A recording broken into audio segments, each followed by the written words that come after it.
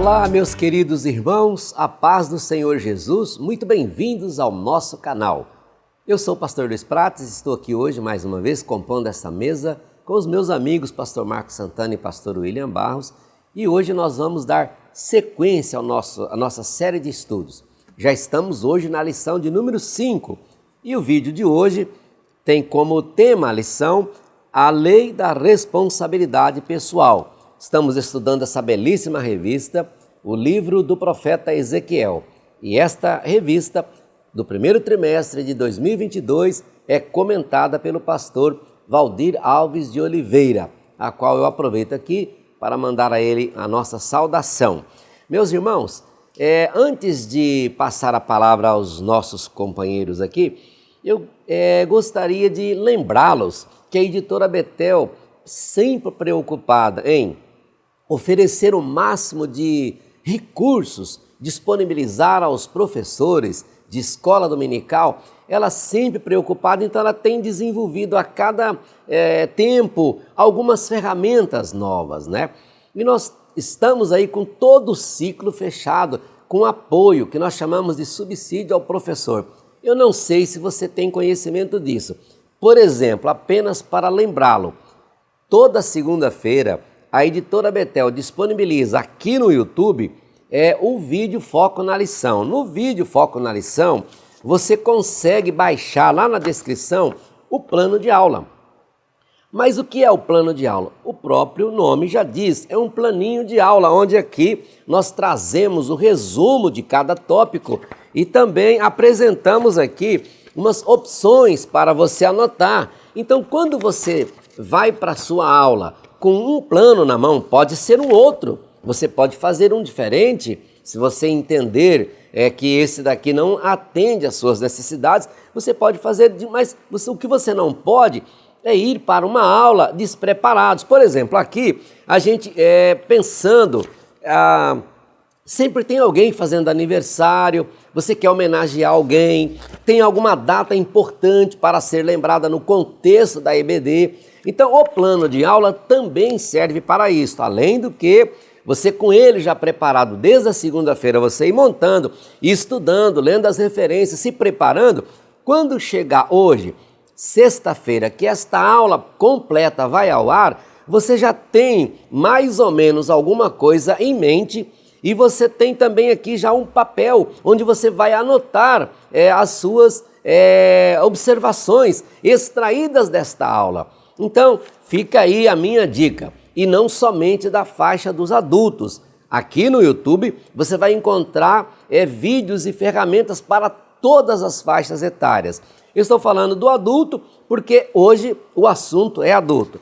Além disto, a editora Betel também disponibiliza uns slides para você utilizar na igreja que tem mais recursos. Por exemplo, você tem um data show, então dá trabalho você preparar os slides. Então a Betel, ela já deixa pronto isso. Você entra lá no nosso site, www.editorabetel.com.br, você vai encontrar aqui à sua direita, o último ícone, à sua direita tem escrito Auxílio EBD.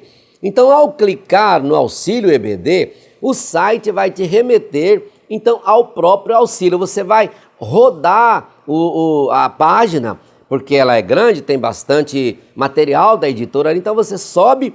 Quando você subir com o seu cursor, você vai encontrar uma outra telinha aqui embaixo, uma caixinha, um box, onde está escrito Auxílio EBD, e você escolhe a revista que você quer estudar. Como eu disse, a editora disponibiliza para todas as faixas etárias. Como nós estamos falando de Betel Dominical, ao clicar aqui no Betel Dominical, o site vai te levar para um outro espaço dentro do próprio site, que é o Foco na Lição. Então você tem a apresentação, onde você tem aqui a lição, e ao clicar na lição, você vai abrir então os slides. E se quiser ver o vídeo também pode, né? Então, além de ter o vídeo no YouTube, também é disponibilizado aqui no site, né? Então no YouTube é toda segunda-feira, agora aqui no site não tem uma data específica para subir. Então você tem que ficar fazendo o link e acompanhando sempre através do site, através do nosso canal no YouTube, ok? Eu me dediquei um pouquinho a esse tempo porque eu acho extremamente relevante passar para você essa preocupação que a editora Betel tem para dar sempre ao professor o máximo de recursos para que ele possa, ao longo da semana, se preparar para uma grande aula. Que Deus abençoe. Se você tiver alguma dúvida, se você tiver alguma sugestão, olha, o canal está aberto. Foco na lição, @editorabetel.com.br. Você vai entrar em contato diretamente conosco. A gente vai te ouvir, vai te responder as suas dúvidas, caso tenha, e te dar algumas informações que você possa até então não ter, ok? Mas não deixe de divulgar isso dentro na sua igreja e com os seus colegas de igreja e a sua rede social. Você anotar e avisar isso. Você é apaixonado pela escola dominical? Ajude-nos. Como que você ajuda? Fazendo isso, você vai estar ajudando muito. Do fundo do meu coração, da mesa dos meus amigos que aqui estão, de toda a equipe, a diretoria, os funcionários, muito, mas muito obrigado pelo seu carinho, pelo seu apoio, por se inscrever em nosso canal, por curtir, por compartilhar, por comentar. Muito obrigado. Estamos crescendo e o nome do Senhor Jesus está sendo glorificado e só isso basta, nada mais. Queremos que Deus continue sendo glorificado e o povo cada vez mais sendo alimentado pelo genuíno ensino da palavra de Deus. Amém? Deus abençoe, muito obrigado por esse tempo, você está me ouvindo, essa introdução. E eu quero então aqui dar as boas-vindas porque vai começar agora o nosso estudo. Pega a revista, pega a sua Bíblia, pega o seu planinho de aula e a sua caneta, porque vamos dar início agora ao nosso estudo. A paz do Senhor, pastor William Barros, seja bem-vindo. A paz do Senhor, pastor Luiz Prates, pastor Marcos Santana e a todos vocês que mais uma vez estão conosco aqui nessa feita para nós estudarmos a 5ª lição do nosso trimestre. O nosso texto áureo vai dizer o seguinte, está em Ezequiel capítulo 18, o verso de número 4. Eis que todas as almas são minhas, como a alma do Pai, também a alma do Filho é minha. A alma que pecar, essa morrerá. E nessa sequência, vamos ler também a verdade aplicada, que diz: Deus deseja a salvação de todos, porém, cada ser humano tem a responsabilidade de se arrepender para que seja salvo. A paz do Senhor, pastor Marcos Santana, seja bem-vindo para mais uma aula. A paz do Senhor, pastor Prates, pastor William e aos nossos irmãos. Os objetivos da lição de número 5 são os seguintes: explicar a responsabilidade pessoal de cada um, mostrar a possibilidade de ser diferente, ressaltar que Deus quer que todos sejam salvos. Textos de referência: Ezequiel, capítulo 18, versículos 19, 20, 26 e 27. Convido os irmãos para estarmos agora fazendo uma oração. Maravilhoso Deus, Deus Todo-Poderoso, nosso Pai Celestial, graças nós te damos por mais esta oportunidade de podermos estar ocupados, envolvidos com o estudo da Tua Palavra. Abra o nosso entendimento para compreendermos a Tua Palavra e que o Teu Espírito nos conduza, nos dirija e que vidas sejam renovadas, edificadas, que o nome do Senhor continue sendo glorificado. Em nome de Jesus. Amém.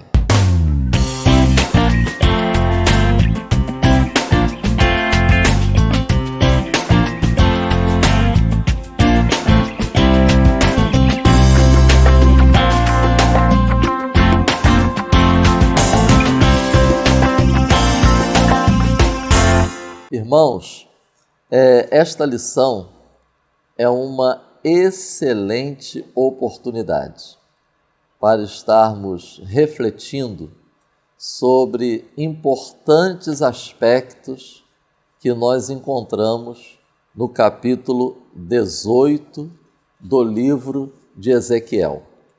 Para contribuir na preparação desta lição, eu relacionei aqui alguns destes aspectos. Provérbios populares, frases que vão sendo repetidas. Atitudes humanas, escolhas, decisões, relacionamento com Deus.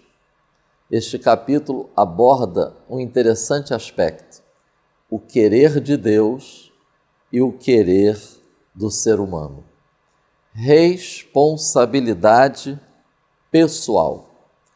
Outro importantíssimo aspecto: nosso viver e as consequências para nós, aos que estão ao nosso redor e para as futuras gerações. Não podemos confundir responsabilidade individual com ser uma ilha. Nós não somos uma ilha, apesar da responsabilidade individual. Textos que muito contribuem nessa reflexão é Ezequiel, capítulo 18, versículos 6, 7 e 8. E outro aspecto que é abordado nesse capítulo é a palavra de Deus como nossa referência maior. Também compartilho com os irmãos uma observação a respeito da verdade aplicada. Se nós pudermos dar um resumo do que a lição está tratando para os nossos alunos, nós podemos utilizar a verdade aplicada destacando 4 aspectos da verdade aplicada. Deus quer, responsabilidade humana, arrependimento e salvação. Então, vamos já para o primeiro tópico da nossa lição: a responsabilidade pessoal de cada um. Eu quero destacar este último parágrafo do texto introdutório do tópico 1. Como está meu relacionamento com Deus?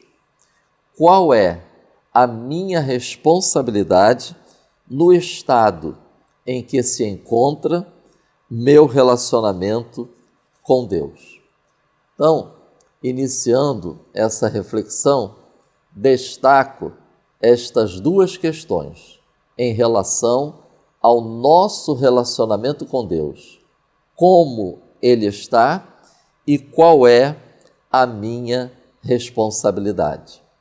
Importante também fazermos um link com a lição passada, lembrando que nós encerramos o estudo da lição passada focando relacionamento com Deus. Não deixe de retornar e os irmãos vão fazer esse link.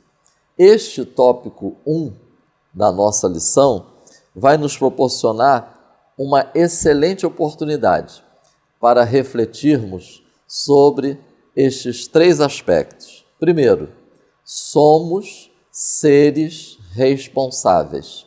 Segundo, capacidade de escolha. E terceiro, essa questão do coletivo e do individual. Qual a minha responsabilidade? No texto do tópico 1.1, nós vamos encontrar um interessante texto bíblico que foi descrito aqui nesse tópico, que são os diálogos que nós encontramos em Gênesis, capítulo 3, quando Deus está abordando a mulher e o homem sobre a questão do pecado. Notemos a resposta que Adão deu a Deus: a mulher que tu me deste por companheira. Notemos a resposta que a mulher deu para Deus: a serpente me enganou. Tanto o homem como a mulher procuraram justificar suas ações pecaminosas focando no outro.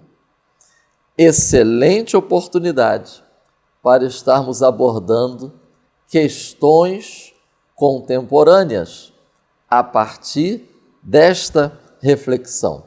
Até porque o tópico 1.1, ele encerra com esse texto, que o estudo da presente lição contribua para que não nos esqueçamos que, se somos vítimas de algumas situações, somos também agentes, portadores responsáveis da imagem de Deus.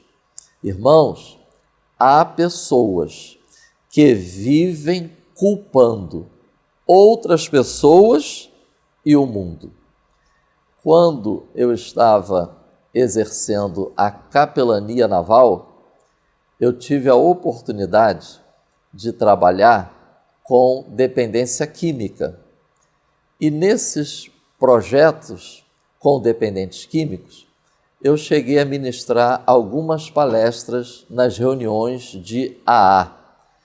E é interessante que, quando eu chegava nas salas das reuniões de AA, uma frase, entre tantas outras, que me saltou aos olhos foi esta: não espere que as circunstâncias mudem para você mudar.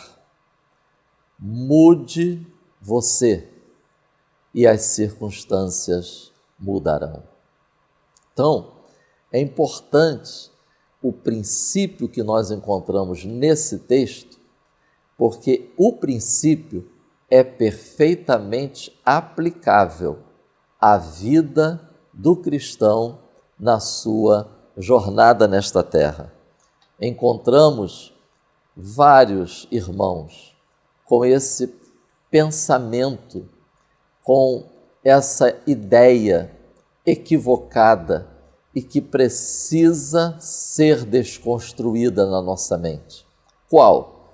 A luta foi muito grande, por isso que eu pequei, me afastei, me desviei.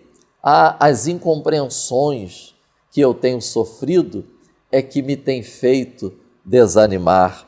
As tentações são muito grandes, as perseguições. Então, são ideias, são pensamentos que, se nós não refletirmos acerca deles, nós corremos o risco de perder de vista que nós somos seres, agentes, responsáveis, porque fomos criados à imagem e semelhança de Deus. Nós podemos escolher. Nós podemos decidir. O tópico 1.2 aborda exatamente isso. Ao criar o primeiro casal, Deus lhes concedeu a liberdade de escolha entre fazer o certo e o errado. O pecado, com certeza, ele atingiu essa capacidade humana. Mas, irmãos, a Bíblia revela que a pessoa não perdeu de todo esta capacidade. Notemos que nós fomos criados com essa capacidade de escolher. E o pecado não impede 100% essa faculdade. Gênesis, capítulo 2, versículo 9. O Senhor fez brotar no jardim do Éden árvore boa para a comida, árvore da vida e árvore da ciência do bem e do mal. Gênesis, capítulo 2, versículos 16 e 17. De toda a árvore do jardim, disse Deus, comerás livremente, mas da árvore da ciência, do bem e do mal, dela não comerás. Fomos criados com a capacidade de escolha, de decisão. É possível que alguém pense que por causa da entrada do pecado, de todo o homem perdeu essa capacidade. Mas vejamos algumas palavras registradas nos evangelhos que indicam que a queda no Éden pode ter comprometido o livre-arbítrio, mas não o aniquilou totalmente. Vejamos essas expressões que nós encontramos nos evangelhos, que são palavras de nosso Senhor Jesus Cristo. Se alguém quer vir, se alguém vier. Quando Jesus se aproximava de Jerusalém, ele disse: quantas vezes quis eu? E ele termina esse versículo assim: e tu não quisestes. Jesus quis, o povo não quis. Deus quer, mas o povo não quer. Irmãos, o Evangelho de João diz assim: veio para o que era seu, e os seus não o receberam. Mas depois diz: mas todos quantos o receberam.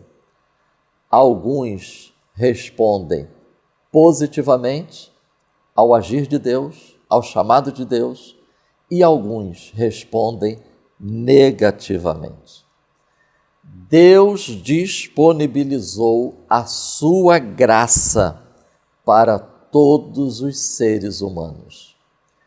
Cremos que para o ser humano responder positivamente ao chamado de Deus requer uma intervenção da graça de Deus. Nós cremos nisto. E é o que se chama de graça preveniente. Ou seja, Deus atrai, mas também Deus capacita, Deus oportuniza, Deus prepara. A iniciativa é sempre de Deus. Agora, como visto nas palavras nos evangelhos, é possível uma pessoa resistir e rejeitar esta ação de Deus. E concluindo, o tópico 1 trata do coletivo e do individual. Irmãos, quando o profeta Ezequiel, ele cita esse ditado, que os nossos pais, eles comeram as uvas verdes e os dentes dos filhos que ficaram ásperos. É possível que o povo tivesse em mente um texto que nós encontramos em Êxodo, capítulo 20, versículo 5. Esse texto vai falar sobre essa questão de Deus visitar nos filhos os pecados dos pais até a 3ª e 4ª geração. Quantas pessoas fazem uma leitura isolada, apressada acerca deste texto? Agora, é importante estarmos atentos, porque este versículo fala de iniquidade e dos que me odeiam. Ou seja, Deus está falando de pessoas que permanecem na iniquidade. Deus está falando de pessoas que permanecem em rebeldia contra Ele. Nós já mencionamos isso na introdução, mas eu quero compartilhar com os irmãos esses pensamentos. Trata-se de comportamentos imorais que têm reflexos negativos em outras gerações. Segundo, é uma expressão, Êxodo 25, que indica continuidade e não no sentido aritmético. Até a terceira e quarta geração é o sentido de continuidade. Se as pessoas permanecerem odiando a Deus, porque essa é a expressão que Deus está dizendo, os que me odeiam, ou seja, se essas pessoas permanecerem recusando viver a vontade de Deus nas suas vidas, então elas permanecerão sendo alvos do juízo e da ira de Deus. Em relação a pecados de gerações anteriores, sim, é certo que tem reflexos nas gerações futuras. Segundo o livro dos Reis, capítulo 24, versículos 3 e 4. Leiam atentamente esses versículos, porque lá diz assim: por causa dos pecados de Manassés e por causa do sangue inocente que foi derramado em Jerusalém. Irmãos, uma leitura isolada desse texto é possível que alguém aponte e diga: está vendo por que nós estamos sofrendo? Porque Manassés pecou e derramou sangue inocente. Pecados das gerações anteriores. A geração do cativeiro na época de Ezequiel teve influência? Teve. Teve consequências? Teve. Mas notemos, segundo o livro dos Reis, capítulo 23, versículo 37. É fundamental nós estarmos fazendo um link, uma conexão entre segundo Reis 24 e segundo Reis 23, 37, porque lá está falando sobre o rei Jeoaquim. E olha o que diz sobre o rei Jeoaquim, que foi uma geração após Manassés. Fez o que parecia mal aos olhos do Senhor, conforme tudo quanto fizeram seus pais. Ou seja, infelizmente, as gerações futuras permaneceram, decidiram, escolheram continuar fazendo o que era mal aos olhos do Senhor. O texto do 1.3 diz assim, se referindo às gerações passadas: contudo, tal fato não justificava a conduta dos contemporâneos de Jeremias e Ezequiel, pois também tinham a revelação divina e, consequentemente, não eram ignorantes ao que Deus requeria, ou seja, arrependimento do povo. Que o Espírito Santo nos esclareça, que o Espírito Santo nos desperte e que o Espírito Santo nos ajude para que possamos viver segundo a palavra de Deus e não ter em nosso viver comportamentos repetidos de maldade e iniquidade, porque o desejo de Deus é a nossa salvação. Que Deus nos abençoe até que Cristo venha. Amém. Muito bem, pastor Marcos Santana. Podemos então encerrar esse tópico 1, dizendo que nós aprendemos que há uma tendência humana de transferir responsabilidade. Porém, um dos aspectos da imagem de Deus em nós é a nossa capacidade de escolher. O senhor estava falando, pastor Marcos Santana, veio em minha mente aqui uma lição, uma revista que a editora Betel lançou no primeiro trimestre de 2017. Eu acho que vale a pena você, professor, dar uma voltar um pouquinho, pegar essa revista e dar uma olhada nela. Acho que vale a pena. Inclusive, essa revista aí, eu tive a honra de ser o comentarista. O título do trimestre foi Aprendendo com as Gerações Passadas. Creio que pode lhe dar mais algum subsídio ali, que vai lhe ajudar na preparação da sua aula, pegando esse gancho aqui do pastor Marcos Santana. E assim, nós podemos ir ao ponto 2 com o pastor William Barros, a possibilidade de ser diferente. Muito bem, pastor Prates. Seguindo aqui o nosso tópico 2, nós vamos falar sobre a possibilidade de ser diferente. E eu me lembro aqui, de uma ocasião que eu participei de uma palestra, e eu era um pastor de Goiânia que ministrou, me foge o nome dele agora aqui, e ele fez uma ilustração e em tom de brincadeira, ele disse o seguinte, que na igreja nós temos 2 tipos de crente, o diferente e o esquisito. Ele disse que aquele que é esquisito é aquele que não é do mundo, está na igreja, mas não é transformado, é esquisito. Talvez você conheça alguém assim. Mas o cristão precisa ser diferente.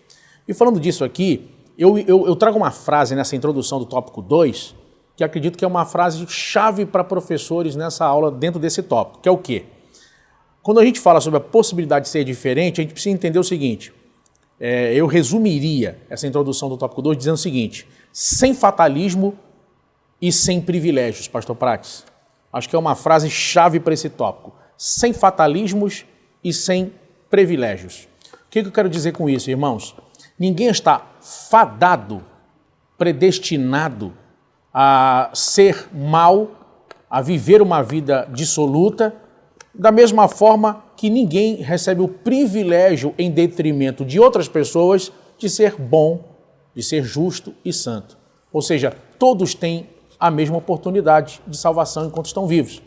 O Evangelho da Graça está sendo pregado no mundo para todas as pessoas poderem se converter. Deus deseja, como nós vemos aqui nessa lição, vamos ver no tópico 3, que Deus quer que todos sejam salvos. Então, vamos enxergar isso, essa ideia de salvação, essa diferença, sem fatalismos. Ninguém pode dizer assim, eu estou marcado, não adianta, meu futuro vai ser sempre assim, ruim, negativo. E ao mesmo tempo, não é porque uma pessoa tem uma herança familiar muito boa, meu pai é um homem de Deus, minha mãe é uma mulher de oração, quer dizer que essa pessoa necessariamente vai ser um grande homem de Deus ou uma mulher de Deus. As pessoas fazem cada um a sua escolha, cada um escolhe o seu caminho. Eu lembro aqui de quando Deus encontrou Caim, quando o semblante de Caim caiu, depois que Deus rejeitou ele, Caim, e a sua oferta. Deus vem a Caim e pergunta, por que você decaiu o teu semblante? Aí Deus avisa, o pecado jaz à porta. Quer dizer, ali Deus já estava dando alerta para Caim. Ou seja, era possível, naquele momento, escolher um outro caminho. Deus fez questão de adverti-lo, como quem diz, já vi o que está no teu coração. Estou vendo aí o que você está querendo fazer. Estou te dando oportunidade para você tomar outro caminho. Quer dizer, a escolha de Caim em matar Abel não é uma fatalidade no sentido de determinação. Está determinado para isso, não tem jeito, vou ter que matar ele. Negativo. A prova disso é que Deus deu a Caim a oportunidade de se arrepender daquele intento e buscar uma nova rota para a sua caminhada. Infelizmente, ele não seguiu para o novo caminho e manteve o caminho e os seus passos na direção do homicídio, do assassinato de seu irmão. O nosso tópico 2.1 vai nos trazer o título de Exemplo de 4 gerações de rei de Judá. Traz para nós a lume aqui o rei Ezequias, Manassés, Amon e Josias. Nós vamos ver aqui o verdadeiro altos e baixos, né, moral e espiritual na biografia desses 4 reis aqui de Judá. Ezequias é um exemplo para nós, muito importante. Por quê? Veja que o pai de Ezequias, o rei Acais, foi um péssimo rei. Foi um rei que levou Israel para vários pecados abomináveis. Porém, Ezequias vai romper com essa história de maldição e pecado e vai escrever uma história de relacionamento com Deus e obediência à sua palavra. Ou seja, aqui fica a lição clara para nós. É possível que uma pessoa tenha uma família espiritual, como eu disse, tem uma ótima herança familiar e caia para o caminho errado, como uma pessoa pode ser filho de bandido e seja um missionário ou um pastor evangélico.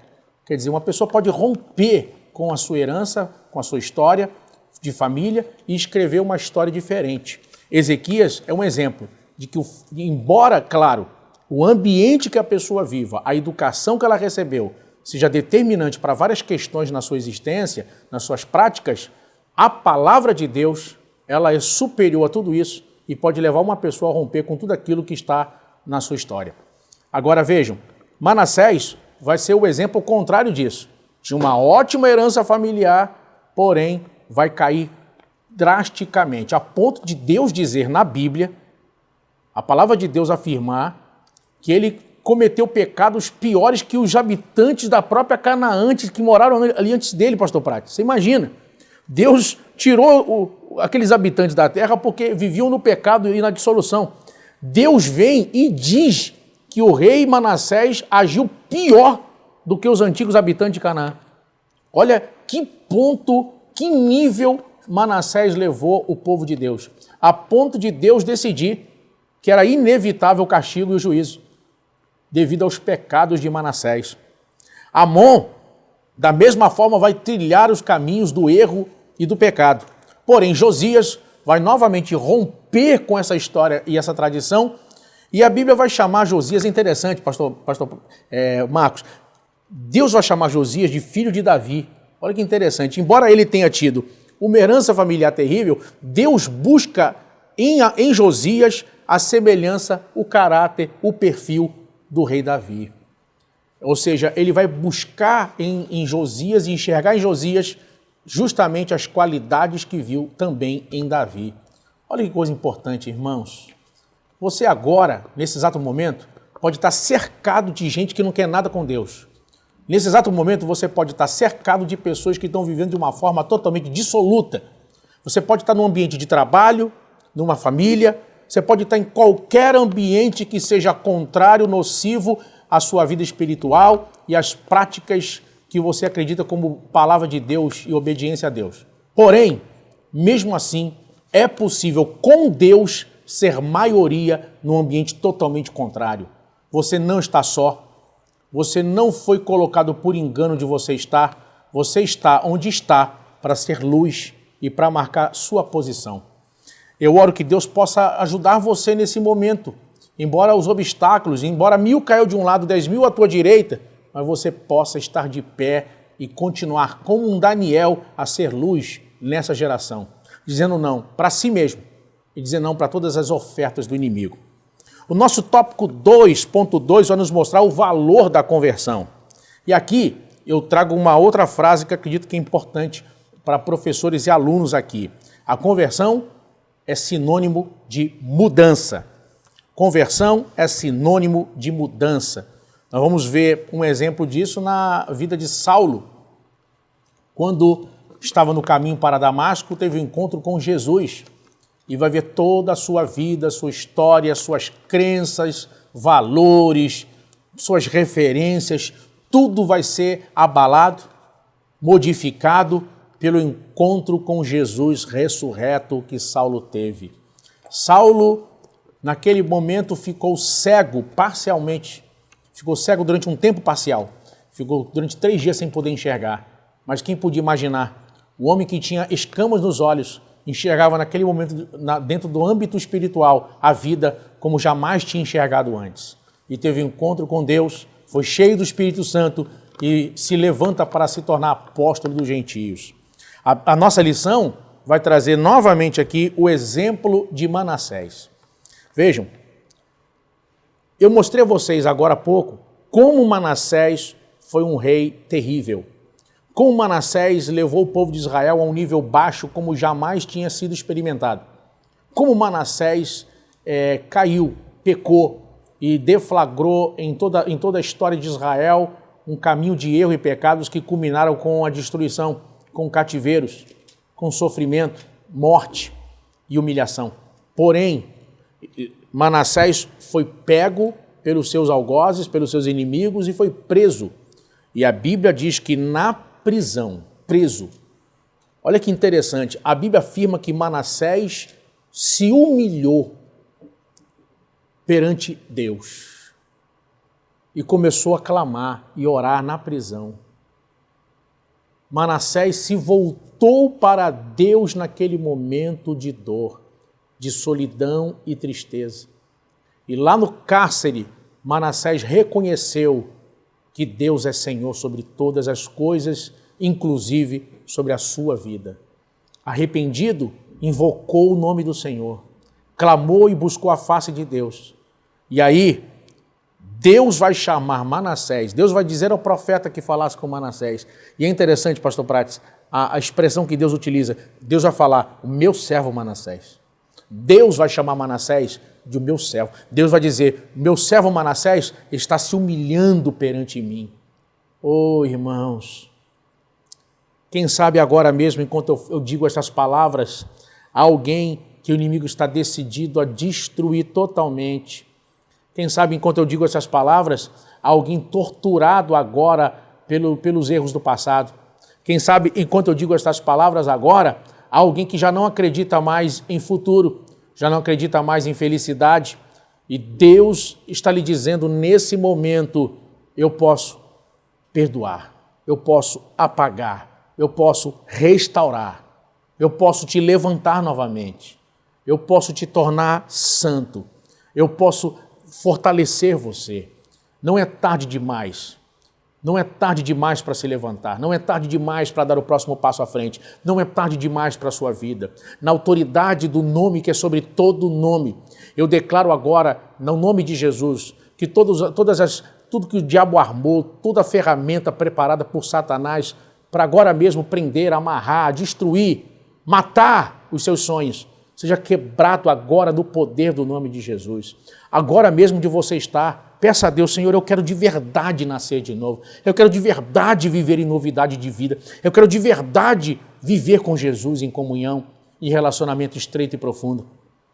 O nosso tópico 2.3, e eu já caminho aqui para encerrar minha participação, vai falar sobre a relevância da resposta humana. A resposta humana para Deus, a importância da resposta humana. E aqui a gente vai ver o seguinte, o fatalismo, maldição hereditária versus decisão. Algumas pessoas pegaram essa questão da ação do diabo, da maldição do pecado e acabaram criando algumas doutrinas, acabaram exagerando em algumas doutrinas que já não mais apresentam às pessoas o retrato da doutrina bíblica com relação a isso, o retrato do Evangelho. Estão mostrando agora a caricatura do Evangelho. O que vai acontecer? Muitos acabaram decambando para a ideia do fatalismo com relação a, por exemplo, maldição hereditária. E algumas pessoas, eu lembro que uma vez eu participei de um programa de rádio aqui mesmo na Betel, na antiga Continental, sobre esse aspecto. Nós viemos aqui no meio de semana, durante 1 hora, só falando com os ouvintes da rádio. E o assunto ficou tão quente que voltei na semana seguinte para continuar o mesmo assunto, porque muita gente estava ligando. Pessoas que estão na igreja há anos e acreditavam realmente que algumas doenças na sua família eram maldição hereditária. Pessoas que acreditavam realmente que estavam debaixo de uma maldição que veio do avô, do pai, e embora elas tivessem tido encontro verdadeiro com Jesus, estivessem na igreja e servissem a Deus, libertas do pecado, ainda continuavam sob essas maldições. Aí algumas pessoas buscam em livros sobre esses aspectos e assuntos uma fórmula quase mágica para lidar com essas questões. Eu lembro que naquela ocasião, quando eu vim aqui participar desses debates sobre esses assuntos, uma linha que as pessoas acreditavam firmemente era que você não veria maldições. Isso é muito importante, porque, infelizmente, muita gente acaba acreditando nisso, pastor Prates. As pessoas começavam a ensinar verdadeiros rituais. Como? Para você ver a maldição hereditária quebrada, você tem que primeiro confessar de forma audível os pecados dos pais, pecado dos antepassados, pecado da nação e não sei o quê. Aí depois disso, você tem que declarar quebrada aquela maldição e uma série de rituais. Quer dizer, o sacrifício de Cristo não é válido, crer em Jesus não é suficiente, viver em novidade de vida já não basta, a pessoa precisa fazer rituais para quebrar essas supostas maldições. Pessoas que... Eu tenho visto, irmão, gente que, por exemplo, me procurou, falou, eu estava preso ao vício, o vício da droga. Aí eu participei de um evento num sítio de uma igreja e foi quebrado aquela maldição. Aí eu perguntei, e agora? Não, eu continuo usando drogas. Por quê? Foi feito um ritual ali para quebrar aquilo, mas não quer dizer que aquilo foi quebrado. Então, irmão, a gente tem que ter cuidado com essas coisas. Ouçam bem o que eu estou dizendo a vocês. Sabe, irmão, aqui a gente precisa entender uma coisa. Há ação do inimigo no mundo? Sim. Existem maldições? Sim. Agora, a gente não pode pegar isso e simplesmente anular que o ser humano, quando recebe o evangelho, quando o ser humano recebe a pregação da graça, o ser humano precisa fazer a sua parte e corresponder tomando uma decisão. A decisão é pessoal. A decisão é intransferível e insubstituível. A salvação é como uma passagem de avião. Você compra uma passagem aérea, seu filho não pode viajar no seu lugar. Sua mãe não pode viajar com a sua passagem. A partir do momento que você está com o bilhete aéreo, você não pode pegar esse bilhete e olhar para o lado e falar assim, o senhor quer ir no meu lugar? Está aqui o meu bilhete de passagem. A passagem é intransferível. A salvação é individual. Cada um é responsável por si, pelos seus atos. Então você precisa acreditar que também é necessário tomar uma decisão. As pessoas estão escravizadas pelo pecado, mas têm condição de responder quando recebem o Espírito Santo em sua vida, que lhe convence, que lhe dá oportunidade do arrependimento. Então, irmãos, nós não podemos exagerar nessa questão de maldição hereditária, fatalismo e anular as decisões que cada um precisa tomar. Coitado, fulano está assim, mas ele é uma vítima, é um escravo do pecado, não pode reagir, não pode mudar. Irmão, a Bíblia diz, se o Filho vos libertar, verdadeiramente sereis livres. Então, decida, haja, e eu tenho certeza que Deus vai levar a sua vida a um outro patamar e a um outro nível. Que Deus vos abençoe. Muito bem, pastor William, fica aí essa advertência da lição de hoje. Nós podemos então encerrar o ponto 2 dizendo que nós aprendemos que o passado pecaminoso ou justo de uma família não significa que automaticamente a geração seguinte irá vivenciar a mesma realidade. E assim nós fechamos então o ponto 2, continuando ainda com o pastor William Barros no ponto 3, Deus quer que todos sejam salvos, pastor William. Muito bem, pastor Prates. O nosso tópico 3, na continuidade do que a gente vem falando aqui, vai mostrar que Deus quer que todos sejam salvos. E olha que na nossa lição aqui, o nosso autor, ele introduz o assunto mostrando para nós aqui pelo menos 4 exemplos bíblicos. Ele fala primeiro, em Gênesis 3,15, do anúncio da salvação que viria pela semente da mulher. Ele mostra Deus vestindo de forma adequada o primeiro casal, Adão e Eva. Ele mostra ainda a salvação de Noé e de sua família na arca da destruição do dilúvio. E finalmente ele mostra a chamada de Abraão, que está lá no Gênesis capítulo de número 12.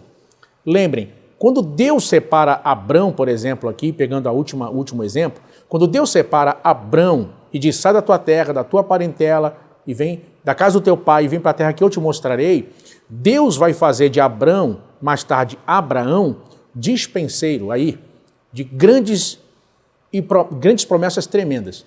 E dentre elas, se a gente pudesse resumi-las, eu diria o seguinte, Abraão vai ser dispenseiro dessas promessas, porque através dele, Deus vai trazer para nós, para a humanidade, a revelação da palavra, a palavra viva, que é Jesus. Através de Abraão, Deus vai separar um povo para torná-lo dispenseiro dessa revelação, a palavra viva, que é Jesus, que vai nascer do povo judeu, e da revelação escrita, a Bíblia Sagrada. Ou seja, quando Deus diz que em Abraão abençoaria todas as famílias da terra, estava vendo a Bíblia Sagrada que viria dos judeus, seus escritores humanos, e da revelação viva, que é Jesus. E o nosso tópico 3.1 vai mostrar que o desejo de Deus é salvar, mas essa salvação anda junto com a ideia de juízo. Ou seja, da mesma forma que Deus é um Deus justo, Deus é um Deus amoroso. Ou seja, o amor divino não anula a justiça, mas a justiça divina não invalida a oferta da graça. Ao mesmo tempo que a Bíblia mostra toda a humanidade comparecendo perante Deus no juízo do trono branco, no livro do Apocalipse. Da mesma forma que Deus mostra todos os ímpios comparecendo perante Deus, a Bíblia Sagrada também vai mostrar o justo com Deus reinando para sempre. Ou seja, o Evangelho vai mostrar o discurso do João Batista dizendo: o machado está posto à raiz da árvore e toda árvore que não produzir bom fruto será cortada e lançada no fogo.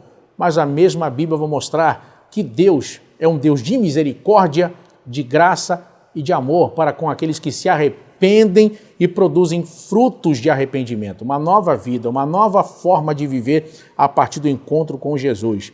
Então, irmãos, o Deus da Bíblia é o Deus que julga.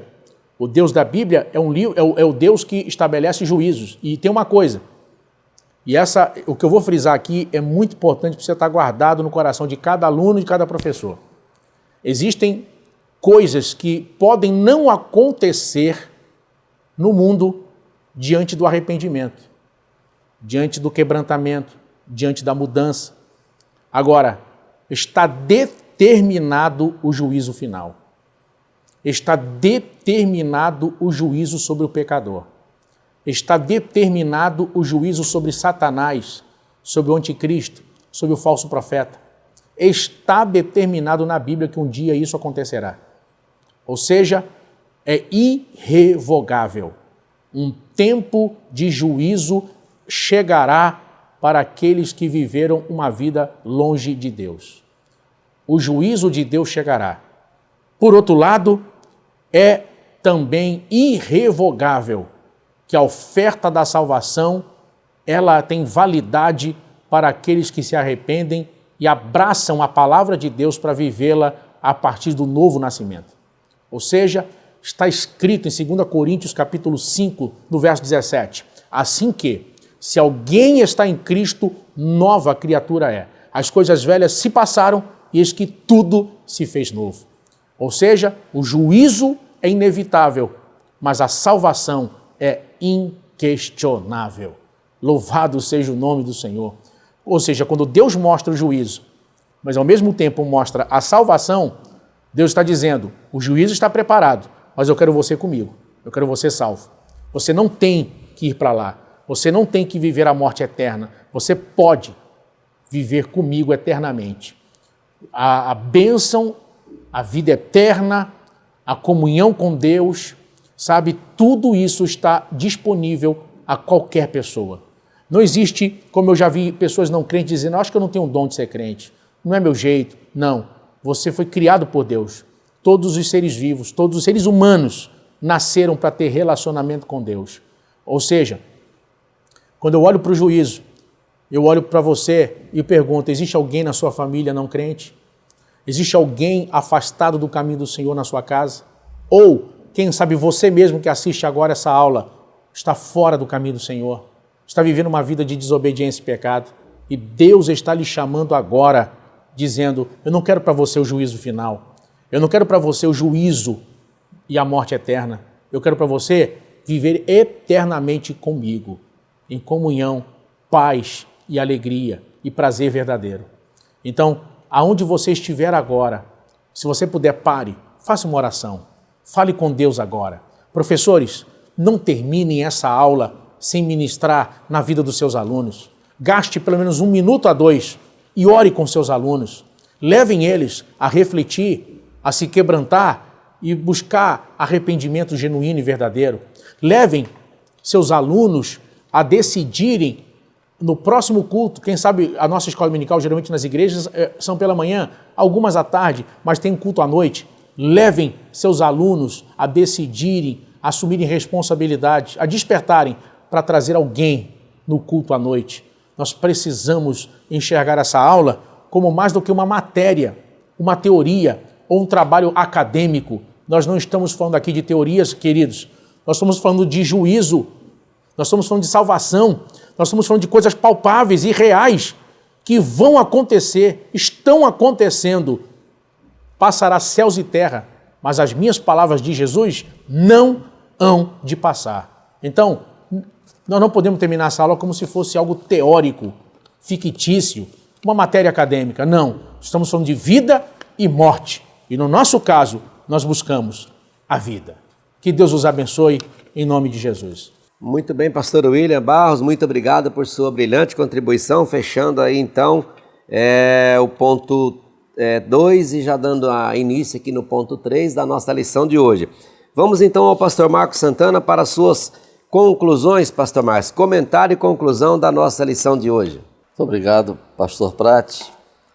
Em relação ao 3.1, eu quero só acrescentar uma sugestão do texto bíblico de João, capítulo 12, versículos 46 a 48, que é citado aqui na nossa lição, que o Senhor Jesus, ele também falava do juízo na sua pregação.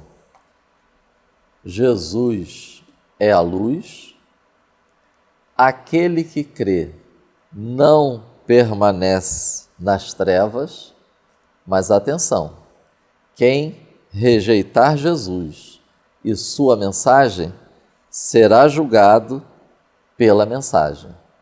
E um outro texto, em Atos, capítulo 17, é quando Paulo ele encerra a sua pregação lá no Areópago.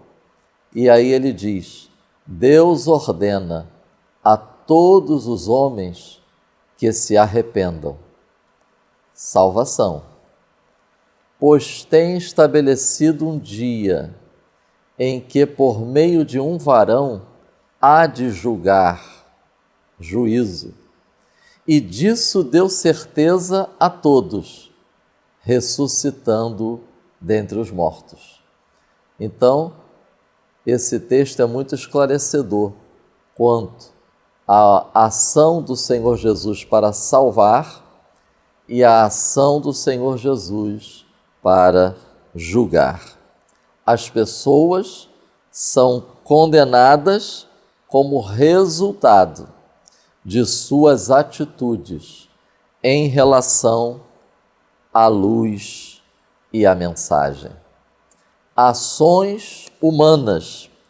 Nós vemos isso no tópico 3.2. A Bíblia, ela registra ações de Deus e ações do ser humano. Convido os irmãos para estarem verificando nos textos de referência, Ezequiel 18, versículos 19, 20, 26 e 27, nós encontramos um resumo nesses textos sobre as ações de Deus, as ações humanas e as consequências. É muito interessante fazer este exercício. A título de contribuição, eu destaco nesses textos essas expressões: meus estatutos. Então, uma das ações de Deus é entregar ao ser humano, é revelar ao ser humano seus estatutos, sua vontade, sua palavra. Depois, o versículo vai citar estas expressões em relação aos homens: fez, guardou, praticou. E aí eu destaco a expressão vida como consequência destas ações. Depois, os versículos seguintes usam essas expressões: pecado, e aí fala também do resultado, morte. Também usa essa expressão desvio e conversão. Então, irmãos, a mensagem de Ezequiel, ela estava confrontando o povo em relação a esta inclinação que o pastor William falou sobre o fatalismo. Ezequiel 18, 2. Nossos pais pecaram e nós levamos o castigo. Era essa mensagem do provérbio popular. E nós vamos encontrar também esse texto retratado em Lamentações, capítulo 5, versículo 7. Então, essa atitude do povo de Israel é o tipo da atitude que conduz à irresponsabilidade, que resulta em inatividade. Ou seja, o povo estava dizendo que não tinha o que fazer. O povo estava dizendo que não tinha como mudar isso. Mas vide como encerra o capítulo 18 de Ezequiel, convocando o povo a atitudes. Vinde, convertei-vos, criai são expressões que apontam para atitudes. Deus chama ao arrependimento. Ezequiel, capítulo 14, versículos 6 e 11, 18, 21, 30 a 32. A palavra de Deus é a nossa maior referência. Tópico 3.3. Irmãos, nossa segurança está na palavra de Deus e não em achismos humanos ou naquilo que a maioria diz. Precisamos passar os provérbios populares, os próprios pensamentos e também as tradições recebidas das gerações anteriores. Precisamos passar tudo isso pelo crivo da palavra. Jeremias, capítulo 9, versículos 13 e 14. Ezequiel, capítulo 20, versículos 18 e 19. Encerro com esse texto do Salmo 119. Lâmpada para os meus pés é a tua palavra, e luz para os meus caminhos. Que assim continue sendo na vida de cada um dos servos de Deus, das servas de Deus, que estão comprometidos com o estudo da palavra. Que o Espírito Santo nos esclareça e nos guie, e que possamos prosseguir até que Cristo venha. Amém. Muito bem, pastor Marcos Santana, muito obrigado aí pelo fechamento do ponto 3, fechando a nossa lição de hoje. Nós aprendemos que Deus quer que todos sejam salvos. No entanto, o desejo de Deus em salvar não anula o juízo. Por isso, cada um é responsável por seus atos diante de Deus. E assim nós concluímos a aula de hoje. Agradeço a cada um de vocês que ficaram conosco até o final, anunciando, querendo o bom Deus. Semana que vem vamos compor novamente esta mesa para juntos estudarmos a lição de número 6, as parábolas do livro de Ezequiel. Para encerrar, convido o pastor William para uma oração. Junte-se a nós nesse momento. Antes de orarmos, queridos, eu quero fazer só dois anúncios rapidinhos aqui. Neste domingo, nós estaremos no culto das 18h30 na Assembleia de Deus do bairro Amazonas, aqui no Rio de Janeiro, em Campo Grande, do querido pastor Antônio Antunes. Nós temos um encontro marcado. Você dessa região, você do bairro Amazonas, vamos estar lá domingo, estarei ministrando lá. E na terça-feira nós estaremos na cidade de Campo dos Goitacazes, na Catedral do nosso Ministério de Madureira, na Assembleia de Deus em Campos dos Goitacazes, pastoreada pelo querido pastor Paulo Areias. Então nós estaremos terça-feira lá em Campos dos Goitacazes, a partir das 19 horas. Então você é o meu convidado. Na quarta de manhã tem um grande culto liderado pela CIB, pelas irmãs do ciclo de oração. Nós estaremos participando também na quarta de manhã lá em Campos dos Goitacazes. Então você é o nosso convidado. Oremos. Querido Deus, te agradecemos, te louvamos por estarmos aqui, estudando a Tua Palavra, falando das coisas, ó Deus, que edificam e que muitos irmãos, alunos e professores possam ser edificados e abençoados. E que essa aula possa ser um despertamento para cada um de nós. É a nossa fé, é a nossa convicção, em nome de Jesus.